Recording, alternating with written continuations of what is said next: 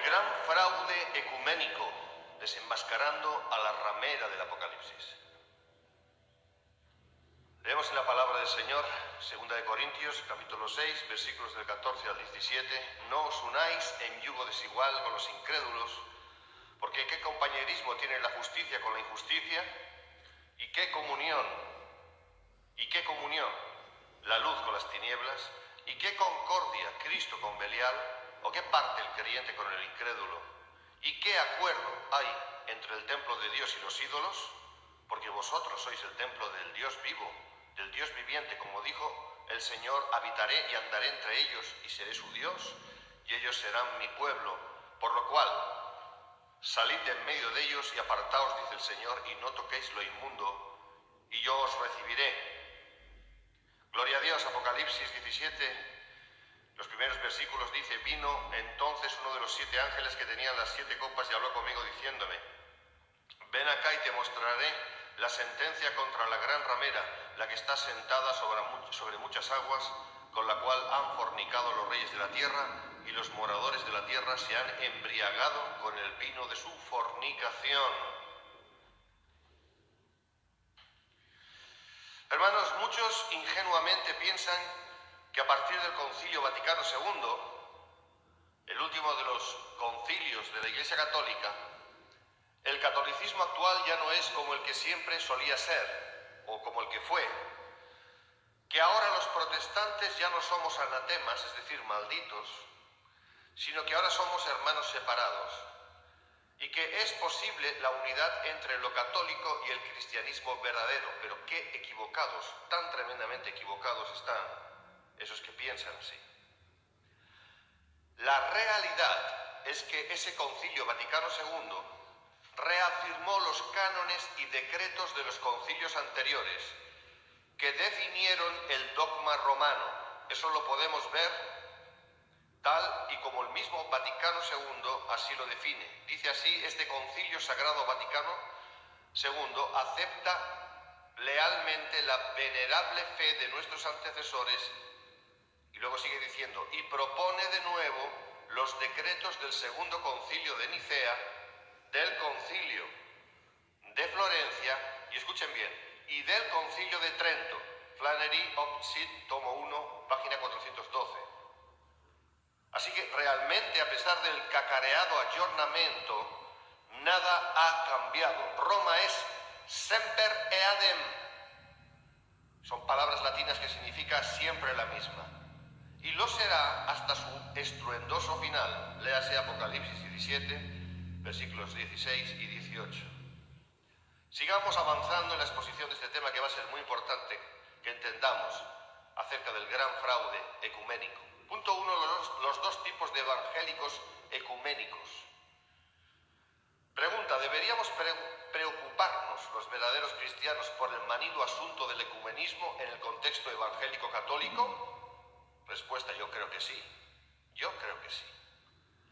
Sin más preámbulos, debo decir que ese tipo de ecumenismo es absolutamente aborrecible ante los ojos de Dios. Es el gran fraude ecuménico. En cuanto a la parte evangélica, les diré que existen 2 tipos de creyentes involucrados en esta cuestión ecuménica. Uno se corresponde con el creyente que es muy ingenuo y muy ignorante, y quizás hasta insensato, y el otro se corresponde con el falso hermano. Esas son las 2 categorías generales. Ahora, dentro de esta categoría, la del falso hermano, existe una subcategoría, la del falso hermano, que sabe muy bien lo que está haciendo y a quién realmente sirve.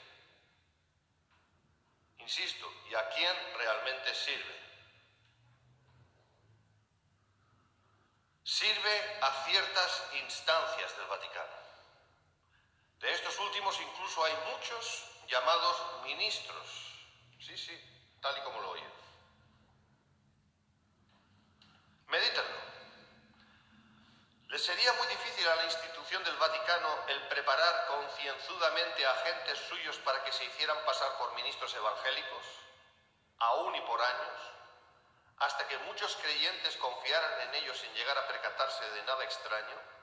Para nada les sería difícil.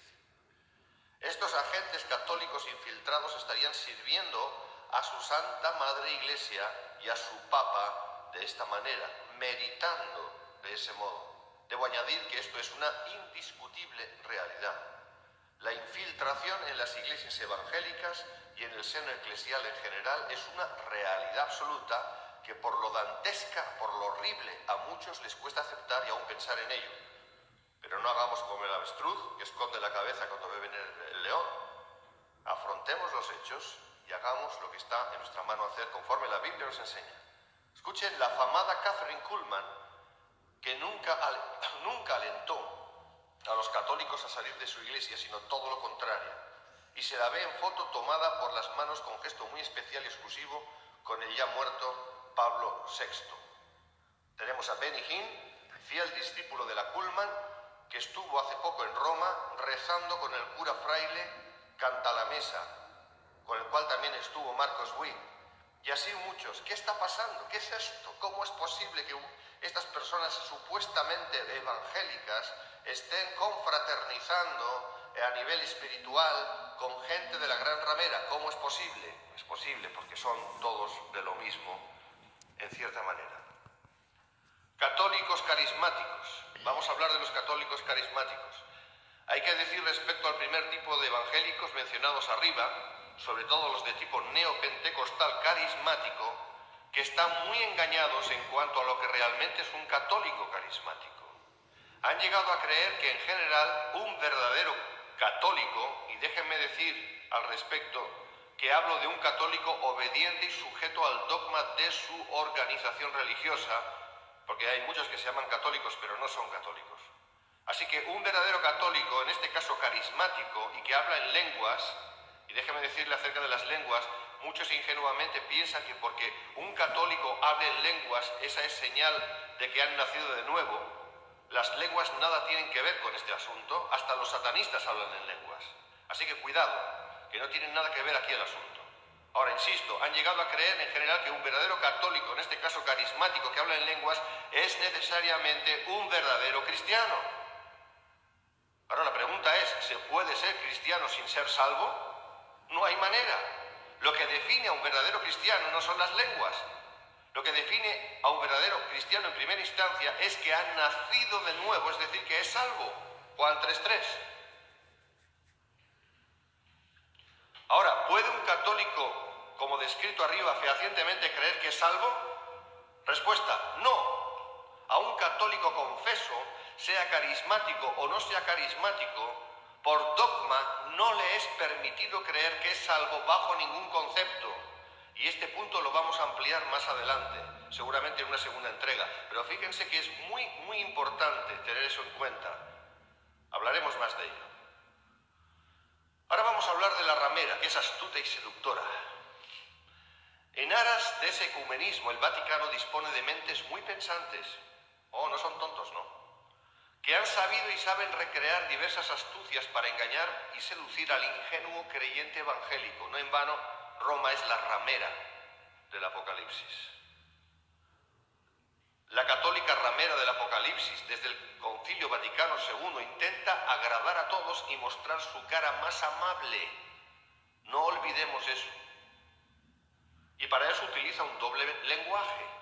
Una de las artimañas del Vaticano es justamente ese doble lenguaje, es decir, usando unas mismas palabras, decir dos cosas diferentes. Miren, en la Conferencia Católica Indianápolis 90 y en preparación de la llamada Evangelización 2000, Tom Forrest, el cura que dirige dicho movimiento desde el mismo Vaticano, y por cierto es carismático, supo usar los términos evangélicos correctos cuando habló ante una audiencia mixta de protestantes y católicos. Quédense con esto. Atrajo aplausos de los protestantes cuando clamó por la unidad cristiana, pero cuando habló en un taller solo para católicos, dejó saber con aplausos repetidos de sus correligionarios católicos lo que él realmente cree y lo que los católicos deben creer también. Fíjense del doble lenguaje.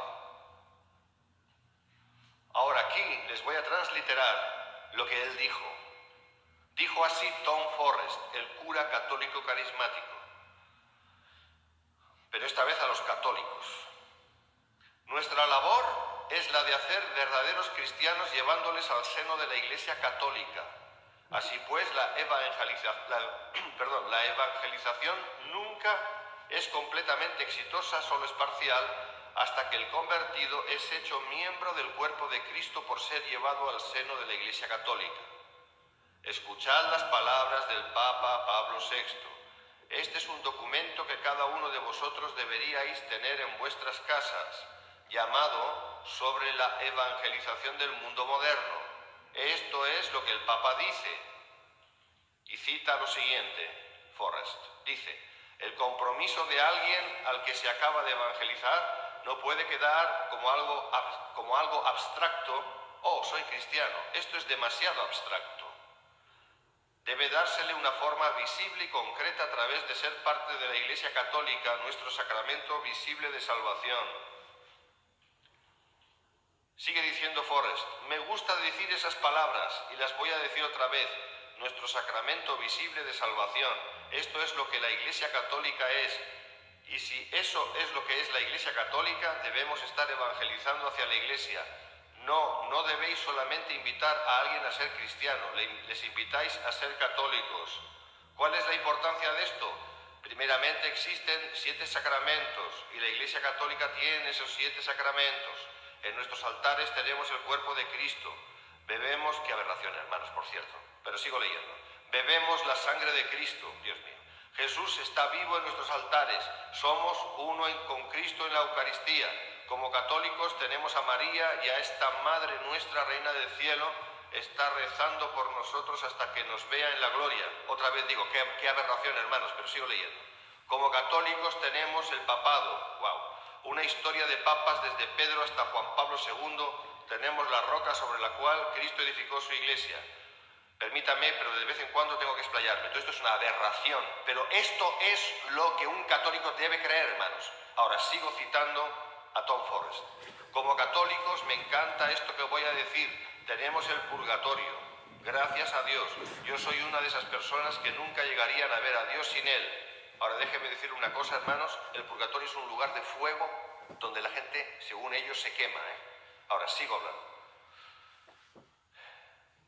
Esta es la única manera de ir al cielo, dice, a través del purgatorio. Sigo leyendo. Así pues, como católicos, nuestra labor es usar cada década antes del 2000, evangelizando a todos y cada uno, tanto como podamos, para llevarlos al seno de la Iglesia Católica.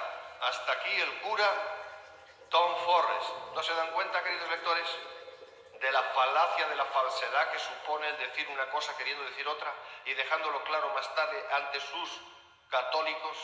A esto se le llama doble lenguaje y no es más que hipocresía y engaño. Por un lado, hablan de evangelizar, pero por otro lado lo que quieren decir es llevar a la gente a la Iglesia Católica. Y muchos evangélicos no se dan cuenta de eso, otros sí lo saben y otros les da igual, creo. Seguimos. El doble lenguaje es el típico usado por la Gran Ramera para, manipulando de este modo, conseguir sus propósitos. No en vano, la Biblia la llama la Gran Ramera. Para el cura Forrest, católico carismático, y de cara a los católicos suyos, la cosa es clarísima. La Iglesia Católica es el sacramento visible de salvación.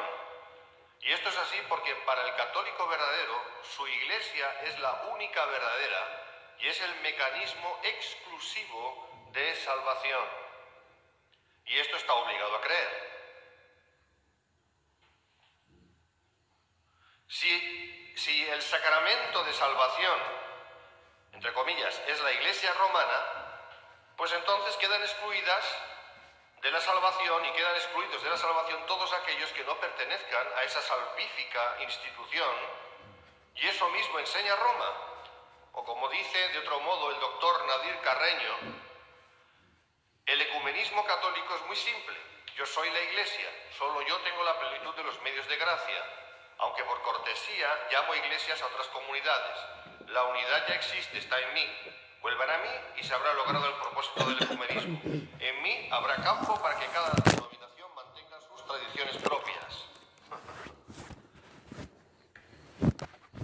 Solo hay salvación en la Iglesia de los papas, eso es lo que dicen y aseguran. Claramente Roma enseña que no hay salvación fuera de la Iglesia romana. En el principal documento del Concilio Vaticano II, la Constitución Dogmática Lumen Gentium sobre la Iglesia, capítulo 1, leemos textualmente lo siguiente. Leo. Punto 14. El Sagrado Concilio pone ante todo su atención en los fieles católicos y enseña, fundado en la Escritura y en la tradición, que esta Iglesia peregrina es necesaria para la salvación, por lo cual no podrían salvarse quienes, sabiendo que la Iglesia católica fue instituida por Jesucristo como necesaria, rehusaran entrar o no quisieran permanecer en ella. Hasta aquí la cita. Y no cabe la menor de las dudas en cuanto a todo ello, cuando esa misma institución religiosa, por medio de sus responsables, asegura que ella es la única Iglesia de Cristo. El día 5 de septiembre del año 2000, el entonces cardenal Joseph Ratzinger, actual Papa Benedictus XVI, responsable entonces de la llamada Congregación para la Doctrina de la Fe, que siempre fue y es la Santa Inquisición, publicó la declaración siguiente, Dominus Lesus, y en ella reiteró que la Iglesia Católica Romana es la única verdadera, dice. Dicha declaración fue ratificada por el extinto Papa Juan Pablo II, diciendo con ciencia cierta y con autoridad apostólica, es decir, ex cátedra, es decir, con infabilidad, supuesta, claro. Dice la Dominus Lesus en su artículo 17, cito, existe por lo tanto una única Iglesia de Cristo que subsiste en la Iglesia Católica, gobernada por el sucesor de Pedro y por los obispos en comunión con él. Y esto está transcrito en el Catecismo de la Iglesia Romana. Ahora bien, se identifica al sucesor de Pedro con el Papa romano. Por lo tanto, el católico está obligado a creer que la Iglesia de los papas es la única y verdadera Iglesia y que, por tanto, no hay salvación fuera de ella. Pues es evidente que un católico no puede ser cristiano si decide seguir siendo católico. Podríamos rizar el rizo, pero siempre llegaríamos a la misma conclusión. La Iglesia de Roma es la más grande de las sectas, ya que ella se autoproclama la única y verdadera Iglesia de Cristo. Es como los testigos de Jehová, que dicen que solo ellos tienen la salvación, como los mormones, que dicen lo mismo, y como cualquier otra secta. Por lo tanto, buscar unidad con ese espécimen constituye el gran fraude ecuménico. Hermanos, se puede ver en fotos al famoso evangelista y muy ecuménico Billy Graham, que nunca alentó a los católicos a salir de su iglesia, sino todo lo contrario, y mostrándose tan amigo del Papa romano Juan Pablo II, uno de los mayores idólatras marianos que jamás hayan existido sobre la tierra. Ahora vamos a volver a la cuestión ecuménica. En esa conferencia católica carismática de Indianápolis 90 que estuve mencionando, asistió nada más y nada menos que el afamado apóstol C. Peter Wagner. Según la web oficial de la American Presbyterian Church, en su artículo titulado Full Seminary, Exhibit A, C. Peter Wagner, citando a Foundation, julio-agosto 1990, fue junto a George Kraft, ambos profesores del Fuller Institute, cito, figuras clave en la Conferencia Católica Carismática de Indianápolis 90, sus seminarios reportaron audiencias más numerosas que todos los demás allí. Fin de la cita. Pregunta, ¿qué estaban haciendo ahí esos supuestos evangélicos? ¿Qué pretenden esos ministros supuestamente evangélicos que por serlo conocen perfectamente, o por decir serlo al menos, conocen perfectamente acerca de lo que estoy escribiendo aquí, apareciendo como figuras clave en una conferencia católica? Pero hay mucho más que añadir a esto. En el artículo, que lo tienen ustedes en la página web nuestra, centrorey.org, en ese mismo artículo hay diferentes fotos. Evidentemente las fotos no se las puedo mostrar por audio, pero les digo acerca de las fotos. Se puede ver en foto al cura fraile Cantalamessa rodeado de otros curas y de pastores evangélicos. Se puede ver al domionista cantante Marcos Witt participando en un acto ecuménico, eso todo el mundo lo sabe. Se puede ver a Benny Hinn junto con Marcos Witt. Pregunta, ¿cómo se puede confraternizar con el espíritu de los papas romanos que dicen ser Cristo en la tierra, pero tan ciegos son o qué son realmente? Pero hay mucho más. Lo que voy a dar a conocer a continuación es escalofriante. Paso a transcribir algunas de las declaraciones de algunos muy conocidos ministros evangélicos acerca de la unidad y presuntamente cristiana en relación con el catolicismo romano.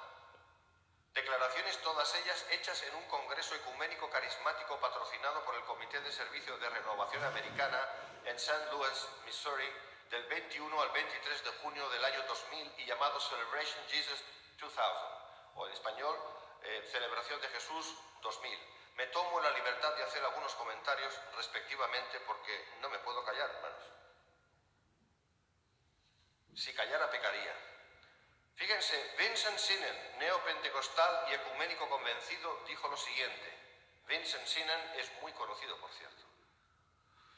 Dijo así, hay personas en St. Louis del cuerpo de Cristo, y las describe. Dice, católicos, episcopalianos, luteranos, bautistas, pentecostales, etc. A pesar de nuestras diferencias teológicas, Jesús oró para que pudiéramos ser uno. Dios está derrumbando las barreras para que podamos mostrar al mundo nuestra unidad. Fin de la cita. Me hago una pregunta. ¿Las diferencias teológicas no son importantes? ¿Es igual lo que cada uno crea con tal de ser uno? ¿Cómo se puede ser uno no pudiéndolo ser? ¿Fue Cristo uno con la doctrina de los fariseos y con los fariseos, que eran los creyentes de su tiempo? La auténtica barrera que Dios derrumbó fue la levantada por el pecado, por enviar a su Hijo a dar su vida por nosotros, la sola fe en Cristo. Ese es el mensaje bíblico sin añadiduras, como la tradición católica, por ejemplo. Y no nos engañemos. Ahí podemos ver la foto de Vincent Sinnen con algunos religiosos más. ¿Quién son esta gente realmente? El obispo Samuel Green, de la Iglesia de Dios en Cristo, dijo, cito, necesitamos recibir a todos los grupos, católicos, episcopalianos, bautistas. Yo admiro al Papa, no estamos reconciliados con Dios a menos que aceptemos a otros sin importar su denominación. Fin de la cita. Pero ¿cómo podemos llamar al catolicismo una denominación cristiana cuando la Biblia le llama y le dice que es la gran ramera? Ni siquiera es denominación, ya que se considera el catolicismo único de Cristo. Es una secta. ¿Y qué cristiano auténtico puede decir yo admiro al Papa? ¿Qué es esto? Nancy Keller, una monja católica entre los evangélicos, advirtió: les gusta mucho amenazar, aunque sea de una manera subrepticia. Y dijo, debemos confesar nuestros pecados por cómo hemos quebrado el cuerpo de Cristo a través de la división. Fin de la cita. ¿División? Sí, aunque más que división, debería ser separación. No os unáis en yugo desigual con los incrédulos, porque qué compañerismo tiene la justicia con la injusticia y qué comunión la luz con las tinieblas. Sí, el célebre Pat Robertson de Christian Broadcasting Network, CBN, Club 700, comentó: necesitamos tener entre nosotros algunos católicos carismáticos viniendo a nuestras iglesias bautistas para enseñarnos cómo adorar. Fin de la cita. Es lamentable esto. Lamentable, Pat Robertson. ¿Cómo es posible que pueda decir estas cosas? ¿Qué espíritu le mueve a hablar estas cosas? Así pues, para estas personas presuntamente comprometidas con el Evangelio de nuestro Señor Jesucristo, según hemos leído, pues hay varias cosas que vamos a destacar lo que han dicho. Lo vamos a poner por puntos para que no perdamos ninguna impresión del aspecto. A. El catolicismo es parte del cuerpo de Cristo, según ellos. B. Es la voluntad de Dios la unidad de los cristianos con los creyentes en el catolicismo, según ellos. C. Dios quiere mostrar al mundo la unidad de los verdaderos creyentes junto con los creyentes en el catolicismo romano, dicen ellos. D. Necesitamos recibir como hermanos en la fe a los profesantes del catolicismo, dicen ellos. E. Quizás también admirar al Papa de Roma. F. Dios no nos perdona a menos que aceptemos la fe católica. G. Es división que apena a Dios no mezclarse con el catolicismo. Y quizás lo más pintoresco de todo, H.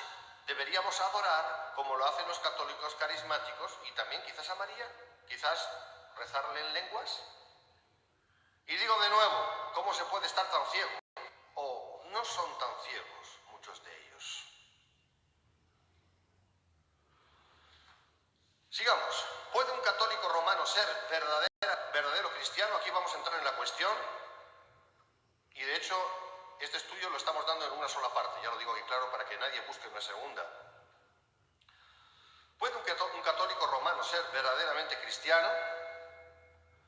Retomamos lo que explicábamos al principio. Para un católico, sea carismático o no, no importa, su iglesia le prohíbe creer que es salvo, aduciendo que si hace de este modo, incurre en pecado de presunción. Escuchen bien, se llama pecado de presunción el creer que uno es salvo.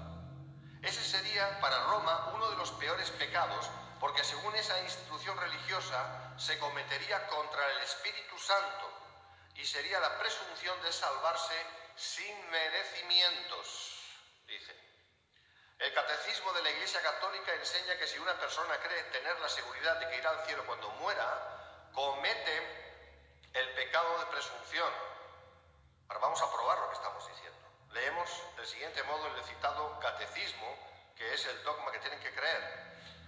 Dice así, cito, hay dos clases de presunción, o bien el hombre presume de sus capacidades esperando poder salvarse sin la ayuda de lo alto, o bien presume de la omnipotencia o de la misericordia divinas esperando su perdón sin conversión y la gloria sin mérito. Página 465, número o punto 2092 del Catecismo, versión española.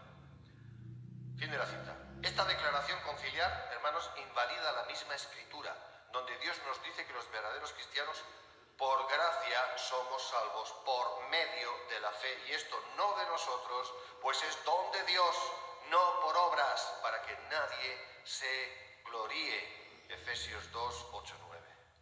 Pero si un católico quiere ser y definirse como católico, está obligado por ley canónica romana a no declarar que es salvo por la fe, contradiciendo así la misma Escritura.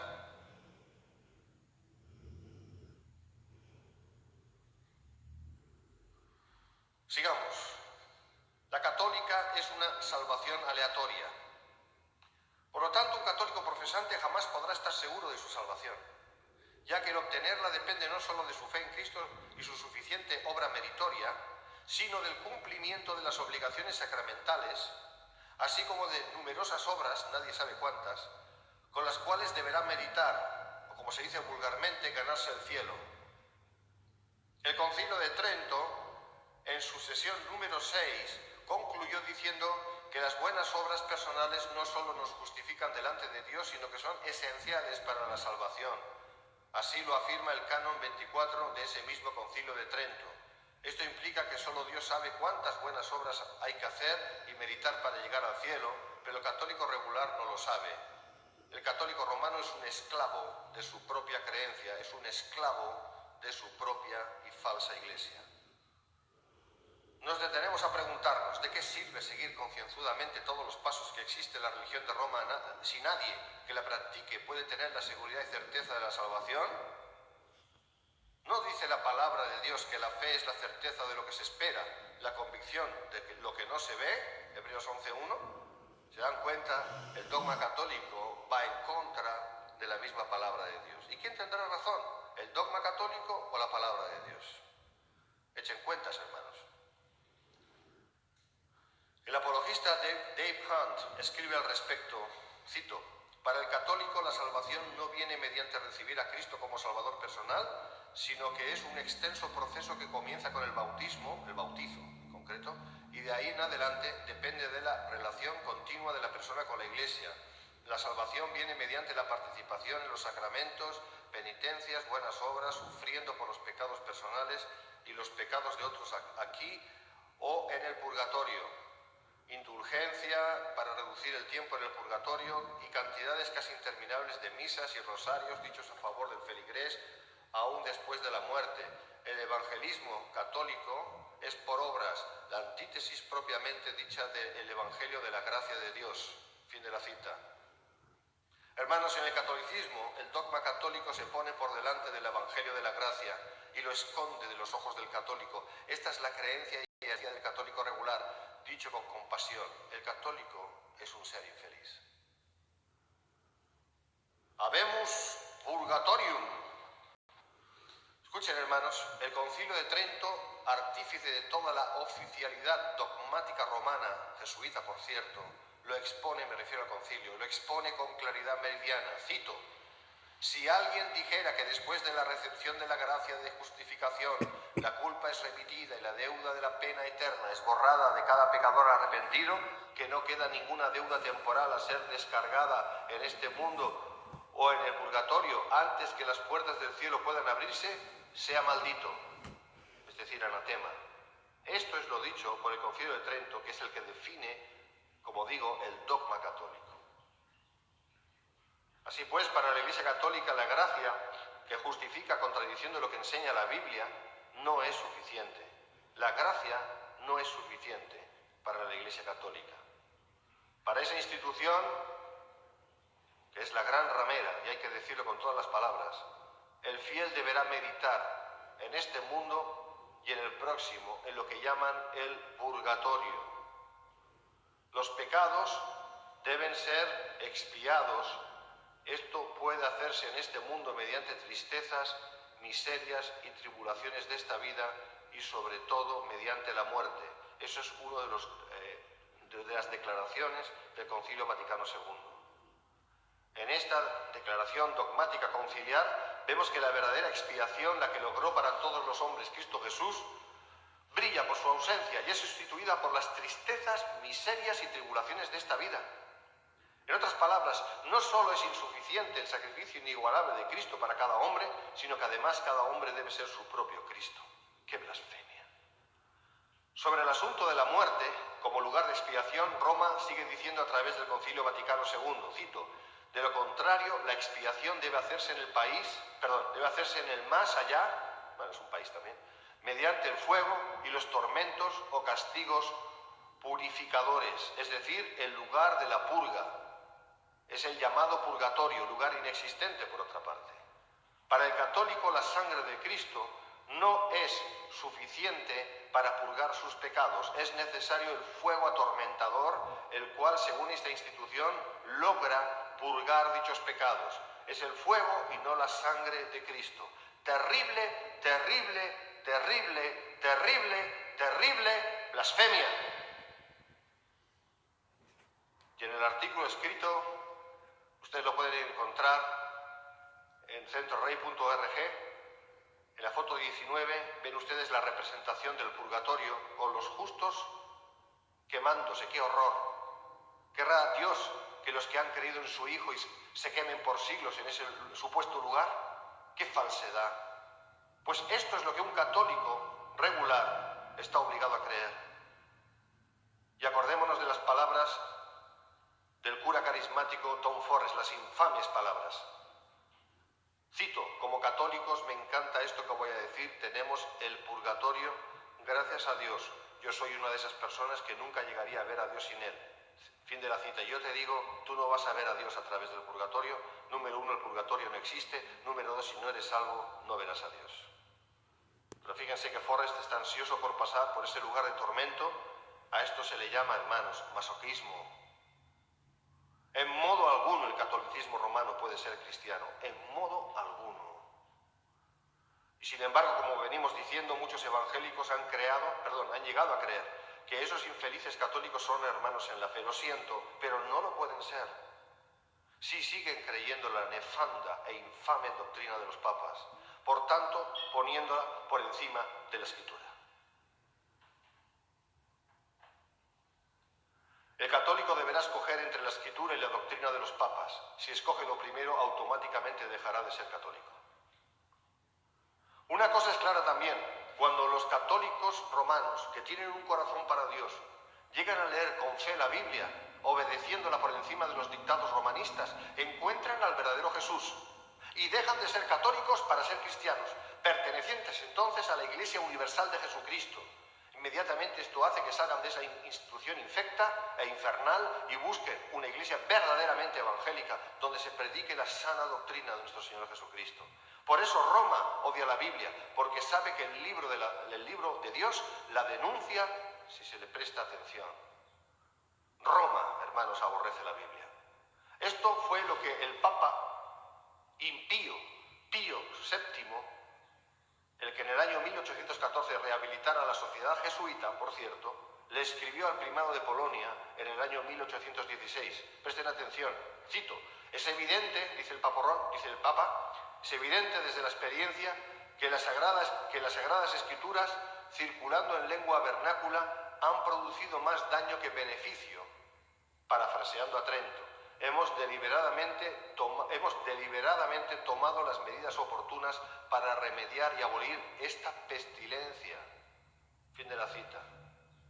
Así que el impío Pío VII, el Papa en cuestión, se quejaba de que la Biblia escrita en la lengua nativa vernácula había dañado a sus intereses papistas hasta el punto de tratarla de pestilencia e intentar abolirla. Dios mío, ¿dónde estarán todas estas personas que se han levantado como Cristo en la tierra? ¿En qué lugar estarán? Usted lo sabe. Que la Biblia pone a la luz la mentira y maldad del catolicismo romano lo sabían los cardenales del Papa Julio III. Por ello le aconsejaron lo siguiente, cito, presten atención, es un poco largo pero no tiene desperdicio. Dijeron lo siguiente, cito: hay que abrir bien los ojos y usar toda la fuerza posible en la cuestión, a saber, para permitir lo menos posible la lectura del Evangelio, especialmente en lengua nativa, en todos los países bajo la jurisdicción. Baste la pequeña parte del Evangelio leída usualmente en la misa y no se permita que nadie lea más. En cuanto el pueblo esté contento con esa pequeña porción, florecerán los intereses de vuestra santidad. Pero cuando el pueblo quiera leer más, sus intereses comenzarán a fallar. La Biblia es un libro que, más que cualquier otro, ha levantado contra nosotros los alborotos y tempestades por los cuales casi perecemos. De hecho, escriben los cardenales, si alguien examina de cerca y compara las enseñanzas de la Biblia, como ocurre en nuestras iglesias, entonces encontrará discordias y comprenderá que nuestra enseñanza es muchas veces diferente a la Biblia y nunca cesará de desafiarnos hasta que todo sea expuesto y entonces nos volveremos objeto de burlas y odios universales. Por tanto, es necesario retirar la Biblia de la vista del pueblo, pero con cuidado, a fin de no causar rebelión. Fin de la cita. Este discurso está contenido en un documento histórico del tiempo de la Reforma, conservado en la Biblioteca Nacional de París, en la hoja B, número 1088, volumen segundo, páginas 641 a 650. Hermanos, dése cuenta de qué se está tratando aquí. La Iglesia de Roma siempre ha sido la primera y tremenda opositora al libro que pretende poseer y defender la Biblia, sabiendo que ese libro la puede desenmascarar. Vamos a ir concluyendo, hermanos. Huelga decir aquí que nosotros los verdaderos cristianos debemos amar a todos los hombres. Eso evidentemente incluye a los católicos, no por ser católicos, sino por ser personas humanas, por las cuales Cristo también dio su vida. Precisamente por amor hay que decir la verdad y mostrar la verdad. No podemos tratar a un católico como a un verdadero hermano en la fe, porque no lo es. Si lo hiciéramos, entonces estaríamos pecando conforme a la palabra. 1 Corintios 5:11, 2 de Juan 1:10-11. Existe un límite al respecto. Un católico regular necesita ser salvo. así como un musulmán, un judío, un testigo, un mormón, un ateo, un evangélico nominal. Todo hombre precisa de la salvación, y esta solo viene por gracia por medio de la fe en Jesucristo y sin añadiduras. Efesios 2, 8, 9. La solución no vendrá en forzar una unidad a como dé lugar, siguiendo el gran fraude ecuménico, camino ineludible a la apostasía, sino en hablar la verdad de la Biblia y así permitir que el Espíritu Santo redarguya y convenza a todos aquellos a los que amamos, pero que están fuera del camino, aunque se consideren dentro. Jesucristo dijo que el camino es Él mismo y no una institución religiosa que dice ser la única, pero que no lo es decir, la Iglesia romana. Si el católico quiere conocer al verdadero Dios, deberá entregarse a Cristo tal y como Cristo así lo estableció y está escrito en su palabra. Y esta institución, o esta instrucción, quiero decir, es la Biblia sin añadiduras, es decir, dejando aparte la tradición conciliar católica. Sola fide, sola escritura, sola fe, sola escritura. El ya cristiano deberá compartir el Evangelio a todos, guardándose de toda levadura y contaminación. Mateo 16, 6, 2 de Corintios 7, 1. Leemos en Judas 20 al 23, pero vosotros, amados, edificando sobre vuestra santísima fe, orando por el Espíritu Santo, conservaos en el amor de Dios, esperando la misericordia de nuestro Señor Jesucristo para vida eterna. A algunos que dudan, convencedlos. A otros, salvad, arrebatándolos del fuego. Y de otros tened misericordia con temor, aborreciendo aún la ropa contaminada por su carne. Por favor, amigo católico, lee esto. Primera de Juan 5:13. Estas cosas os he escrito a vosotros que creéis en el nombre del Hijo de Dios, para que sepáis que tenéis vida eterna y para que creáis en el nombre del Hijo de Dios. Y Apocalipsis 17, 4, 5. Y oí otra voz del cielo que decía: salid de ella, pueblo mío, para que no seáis partícipes de sus pecados ni recibáis parte de sus plagas, porque sus pecados han llegado hasta el cielo y Dios se ha acordado de sus maldades. Dios les bendiga a todos, Cristo viene pronto. Amén.